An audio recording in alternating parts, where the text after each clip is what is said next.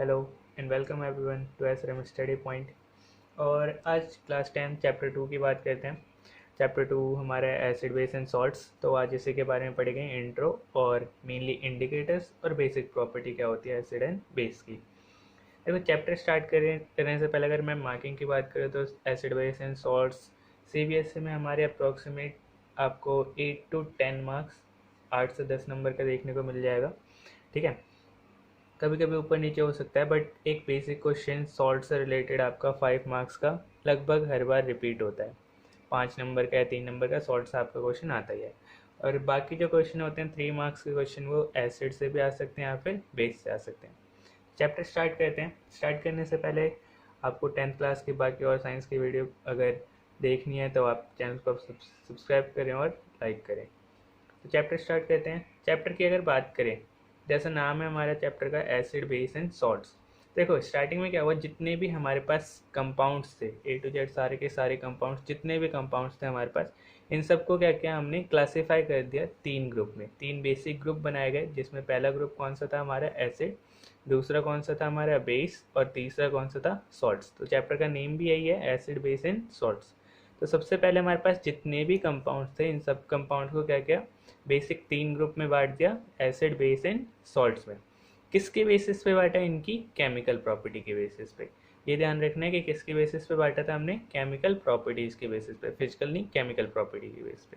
तो 3 ग्रुप बन गए, पहला बना एसिड का, दूसरा बना बेस और तीसरा सॉल्ट्स का। इनके बारे में डिटेल में अभी आगे पढ़ेंगे, उससे पहले हम बात करते हैं इंडिकेटर्स की। देखो, यहाँ पे वर्ड है इंडिकेटर। इंडिकेटर आपको जनरली कहाँ देखने को मिलता है, बाइक्स में, गाड़ियों में देखा होगा इंडिकेटर्स लगे होते हैं। और इंडिकेटर्स का काम क्या होता है, डायरेक्शन दिखाना कि कौन सी डायरेक्शन में जाना है, उस डायरेक्शन की हम इंडिकेटर ऑन कर देते हैं।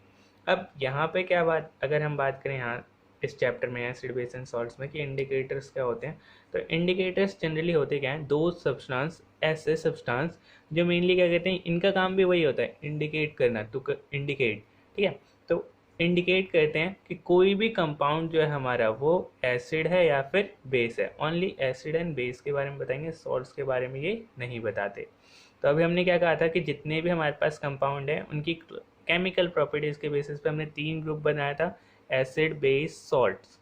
अब क्या कहा हमने, इंडिकेटर्स। इंडिकेटर्स क्या हैं, ऐसे सब्सटेंस होते हैं जो क्या कहते हैं, इंडिकेट करते हैं कि कोई भी कंपाउंड, जो हमने ये 3 ग्रुप बनाए थे, जो कोई भी कंपाउंड जो है हमारा वो एसिड होगा या फिर बेस होगा। ये इंडिकेट जो भी कर रहा है, इसी सब्सटेंस को हम नाम के देते हैं इंडिकेटर। इंडिकेटर क्लियर हो गया। एग्जाम्पल की बात करें तो कॉमन एग्जाम्पल आपका लिटमस पेपर हो गया, या फिर मिथाइल ऑरेंज हो गया, नॉप्थलीन हो गया। ये सारे के सारे क्या हैं, बेसिक इंडिकेटर्स हैं, जो मेन काम क्या होता है इनका, कि कोई भी जो कंपाउंड आ रहा है उससे बताना वो एसिड है या फिर बेस है। तो यहाँ पे टेबल बना रखा है, ये इंडिकेटर्स हमारा, इंडिकेटर्स सभी बताया जैसे कि इंडिकेट करना कोई भी चीज़ एसिड है या बेस है।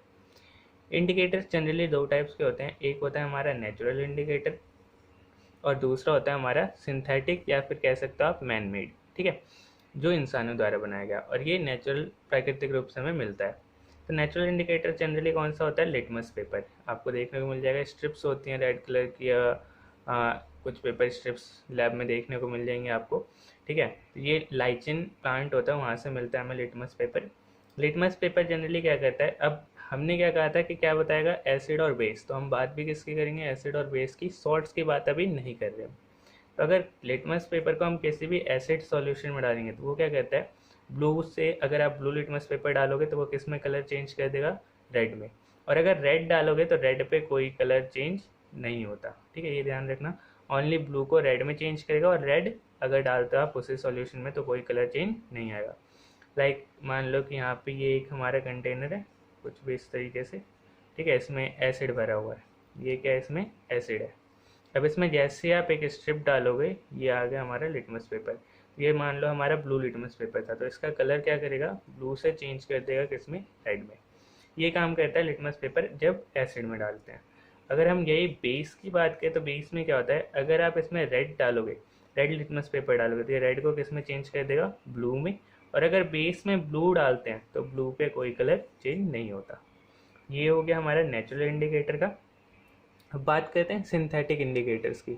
तो सिंथेटिक इंडिकेटर्स अभी जैसे मैंने बताया मैन मेड होते हैं, अब मैन मेड में इसमें दो चीज़ें हैं, एक है हमारे पास मिथाइल ऑरेंज और दूसरा कौन सा है, फिनोप्थलीन।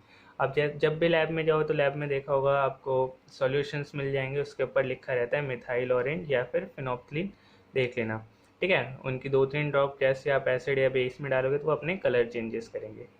तो मिथाइल ऑरेंज की बात करते हैं। मिथाइल ऑरेंज को अगर एसिड में डालते हैं, हम जनरली ऑरेंज कलर का ही होता है मिथाइल ऑरेंज हमारा, तो एसिड में डालते हैं कैसा कलर शो करता है, ये रेड कलर, ब्रिक रेड, जैसे ईंटों का कलर होता है कुछ कुछ वैसा कलर दिखाएगा। और अगर आप इसे कोई बेसिक सॉल्यूशन में डालते तो ये कलर कैसा दिखाएगा आपको, येलो कलर। ये कलर्स याद रखना है, कई बार 1 मार्क्स में कलर्स पूछ लेते हैं कि लिटमस पेपर को एसिड में डालेंगे तो कौन सा कलर आएगा, या मिथाइल ऑरेंज के ड्रॉप्स डालेंगे तो कौन सा कलर आएगा।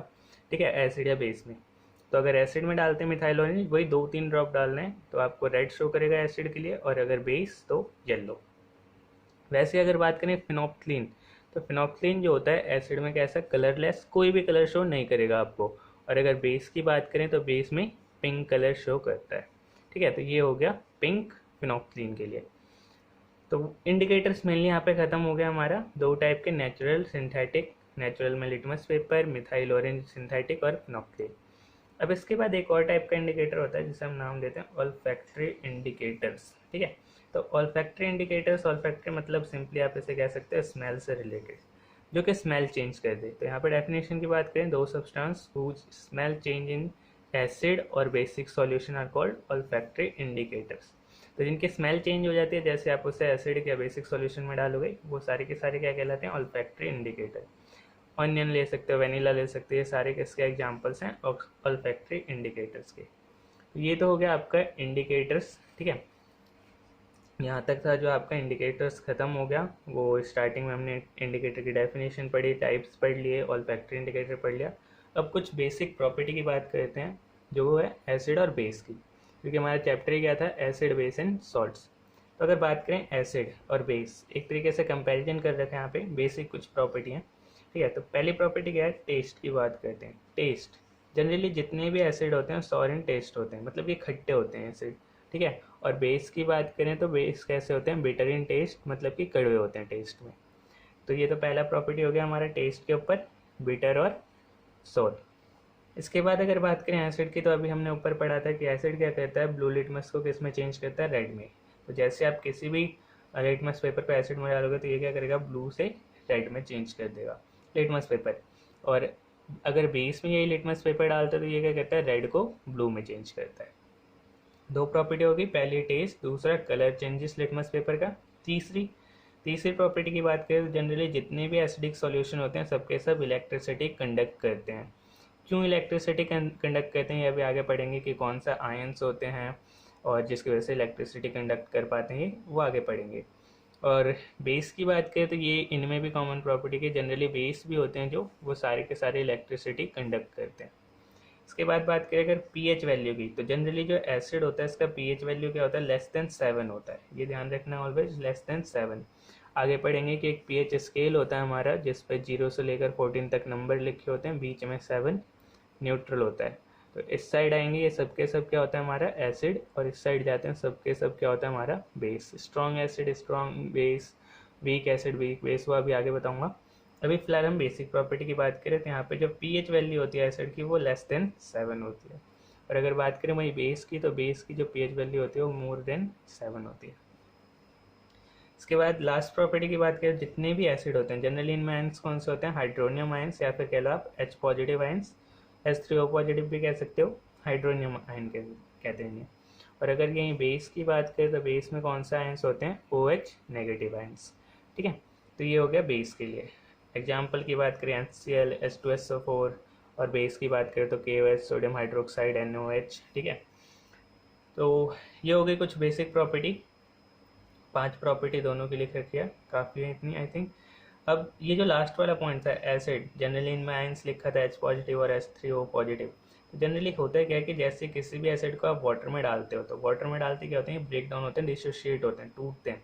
लाइक HCl है हमारा, तो HCl को जैसे आप वाटर में डालोगे ये टूटता है किसमें, H पॉजिटिव और Cl नेगेटिव। आयंस कौन सा आ गया आपका, सेम H पॉजिटिव आयंस। ठीक है, ये अभी आगे और क्लियर करूँगा नेक्स्ट वीडियो में।